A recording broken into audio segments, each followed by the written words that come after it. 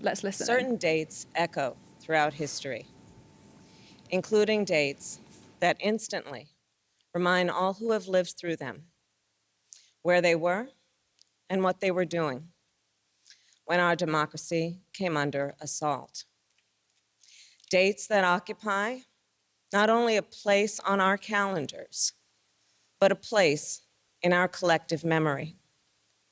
December 7th, 1941, September 11th, 2001, and January 6th, 2021. On that day, I was not only Vice President-elect, I was also a United States Senator. And I was here at the Capitol that morning at a classified hearing with fellow members of the Senate Intelligence Committee. Hours later, the gates of the Capitol were breached. I had left, but my thoughts immediately turned not only to my colleagues, but to my staff, who had been forced to seek refuge in our office, converting filing cabinets into barricades. What the extremists who roamed these halls targeted was not only the lives of elected leaders. What they sought to degrade and destroy was not only a building, hallowed as it is. What they were assaulting were the institutions, the values, the ideals that generations of Americans have marched, picketed, and shed blood to establish and defend. On January 6th, we all saw what our nation would look like if the forces who seek to dismantle our democracy are successful. The lawlessness, the violence, the chaos. What was at stake then and now is the right to have our future decided the way the Constitution prescribes it, by we, the people, all the people.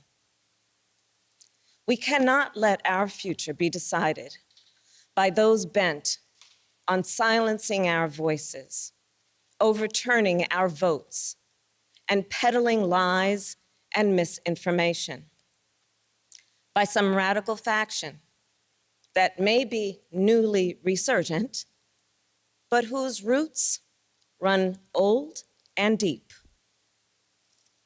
When I meet with young people, they often ask about the state of our democracy, about January 6th.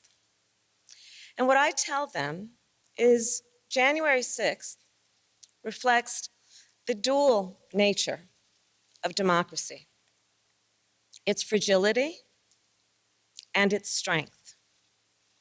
You see, the strength of democracy is the rule of law. The strength of democracy is the principle that everyone should be treated equally, that elections should be free and fair, that corruption should be given no quarter. The strength of democracy is that it empowers the people. And the fragility of democracy is this, that if we are not vigilant, if we do not defend it, democracy simply will not stand.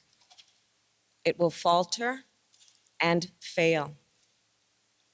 The violent assault that took place here, the very fact of how close we came to an election overturned, that reflects the fragility of democracy. Yet, the resolve I saw in our elected leaders when I returned to the Senate chamber that night, their resolve not to yield, but to certify the election, their loyalty not to party or person, but to the Constitution of the United States, that reflects its strength. And so, of course, does the heroism of the Capitol Police, the DC Metropolitan Police Department, the National Guard, and other law enforcement officers who answered the call that day, including those who later succumbed to wounds, both visible and invisible. Our thoughts are with all of the families who have lost a loved one. You know, I wonder, how will January 6th come to be remembered in the years ahead? Will it be remembered as a moment that accelerated the unraveling of the oldest, greatest democracy in the world? Or a moment when we decided to secure and strengthen our democracy for generations to come?